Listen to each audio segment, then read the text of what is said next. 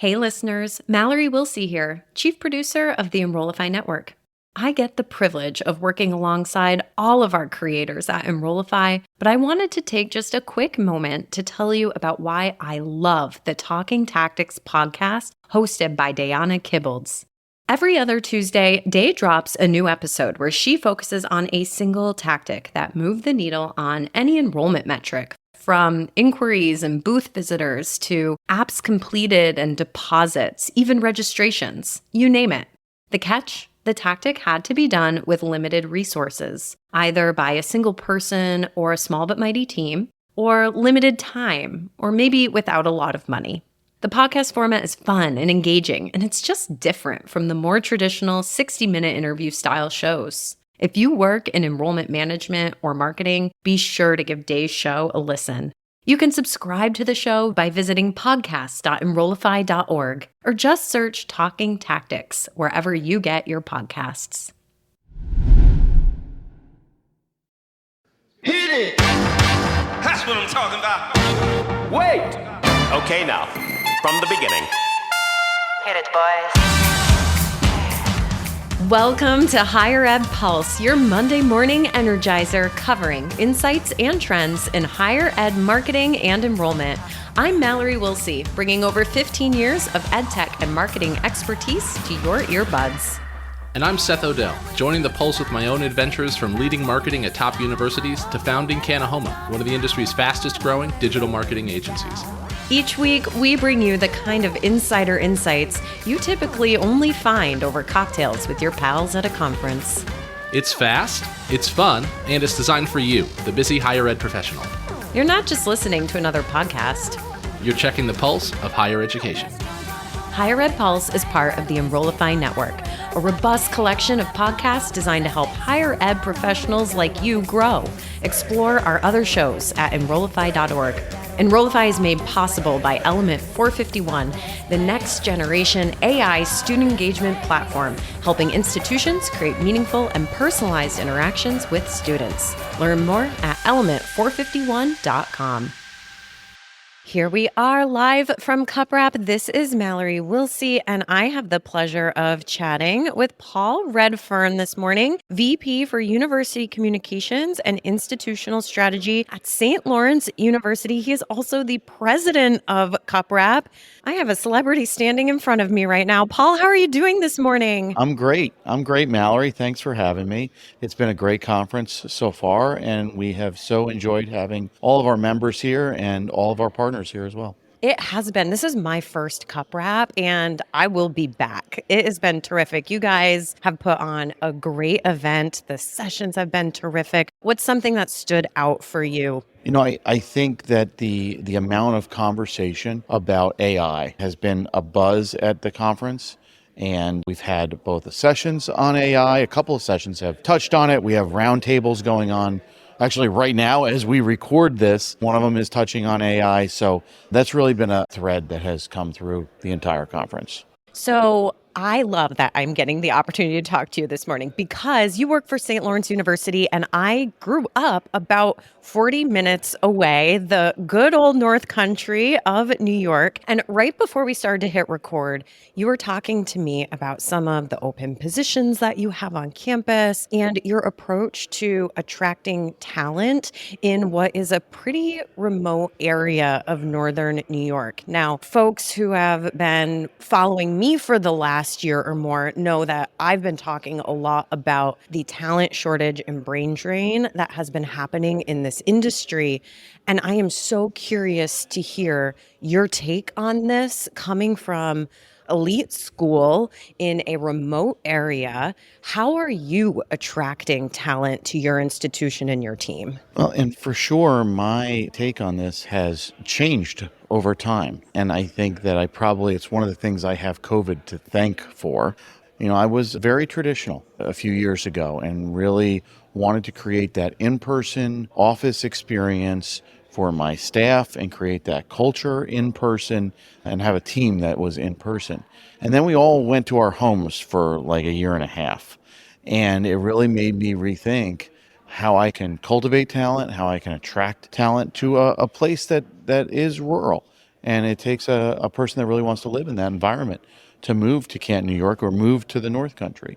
And so I had an opening a few years ago, and I thought to myself, would I rather have just an okay person who's sitting across from me in an office, or do I want to work with a really great person who I'm going to be meeting with on Zoom and can work remotely and can come to campus every once in a while?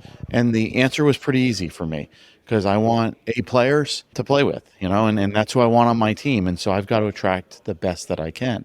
So I really started to transform my thinking around it, and the positions that can be remote, I've gone ahead and made remote now. And I've got about half of my team is remote, and the other half of the team are hybrid on any given day. And that transition, I think, has allowed us to attract better talent to St. Lawrence University. Now, how are you supporting these hybrid employees who might need to travel into campus? Because like you said, there are definitely certain positions that benefit from being on that campus for at least a couple days a week. So are you doing anything innovative or unique to support those team members? So one of the things that we do, and it's not just me as the vice president of University Communications, but it's St. Lawrence University. And a group of us vice presidents got together to talk about this issue. So one of the things is we created a partnership with a firm that does all of the back end, the paperwork and the hiring and keeps up with all the laws in all the states. So we're able to hire people from all 50 states. And I know that's a big challenge for a lot of schools who can only hire a remote staff member in Illinois and California and, Oklahoma, because that's where they have people. So that from an institutional standpoint, I think that's really helped us. And then also we started to talk about, well, if we have these remote staff members and they're coming to town, that's a big hotel bill that we've got to pay. So what we did was we took one of the houses we own on our campus, and we own a number of properties that are transition houses for new faculty and new staff, and we turned it into a remote house. So it's got 3 bedrooms upstairs in it. They all have their own bathroom, which is really key for a remote worker, an adult who's coming into town. And remote staff can sign up and can use that house when they come to town. There's a kitchen downstairs. It's a beautiful house right on Main Street. And that's worked out really well for us. There's only been a handful of times that a staff member of mine has had to be in the hotel because that house is full up. And, across the board, admissions uses it. My staff uses it. Our finance area uses it. Advancement uses it. It's like your own personal Airbnb on campus. I love it. Yeah, that's exactly what it is. Wow, that's terrific. Yeah. And I have, my executive director of strategic communications and marketing is a remote staff member. She works from Burlington, Vermont. It's about a 3-hour drive across, and she comes once a month. My assistant vice president is a hybrid staff member. She lives in Lake Placid, and she comes 3 weeks out of the month for 2 or 3 nights. And that has worked out really well. So even on the leadership level, it's worked out super well for St. Lawrence, both as an attractive tool, but also a retention tool, too, for your staff. These last night at the reception, and they are dynamite.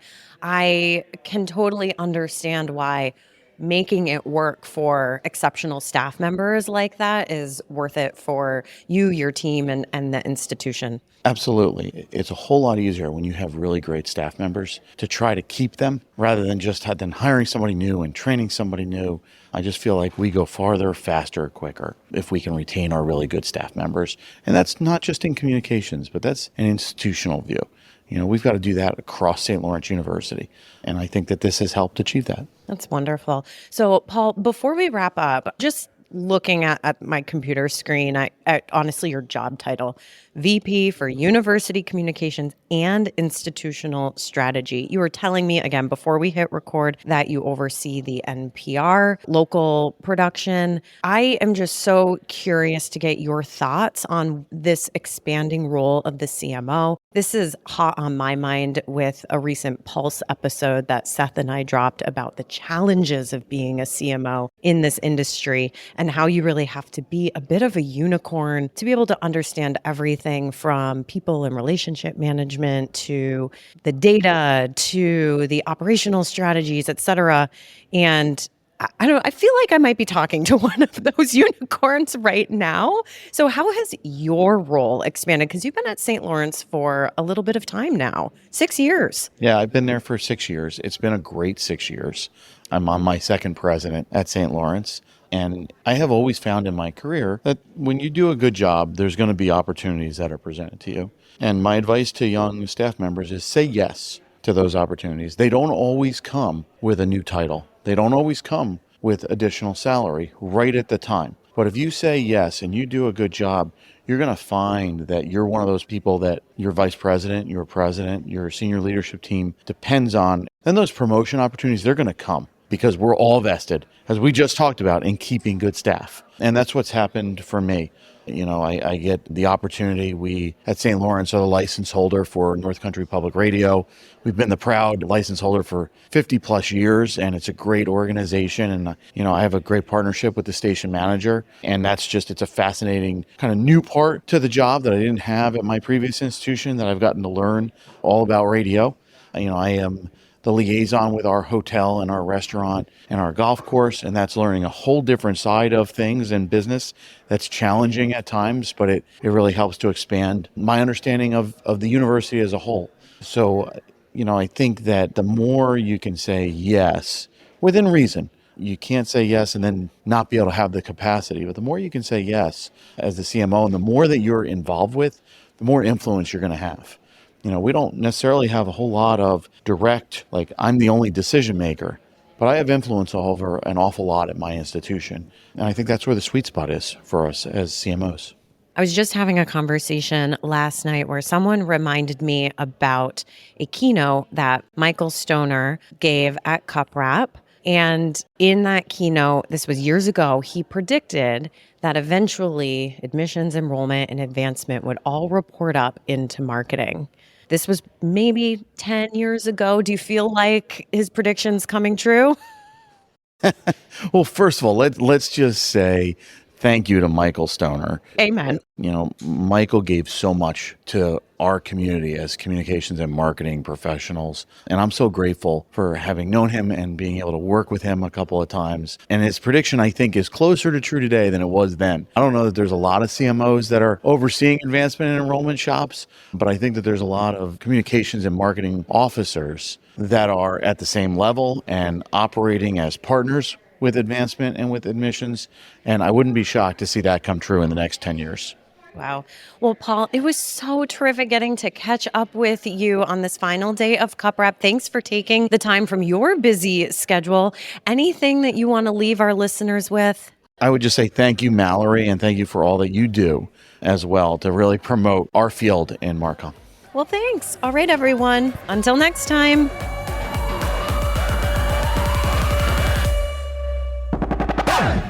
The Higher Ed Pulse is part of the Enrollify podcast network. If you like this podcast, chances are you'll like other Enrollify shows too. Our podcast network is growing by the month, and we've got a plethora of marketing, enrollment, and higher ed technology shows that are jam-packed with stories, ideas, and frameworks, all designed to empower you to be a better higher ed professional. Our show helps higher ed marketers and admission pros find their next big idea and features a selection of the industry's best as your hosts. Learn from Brian Gross, Eddie Francis, Jenny Lee Fowler, and so many of your favorite leaders in higher ed. Enrollify is made possible by Element 451, the next generation AI student engagement platform, helping institutions create meaningful and personalized interactions with students. Learn more at element451.com.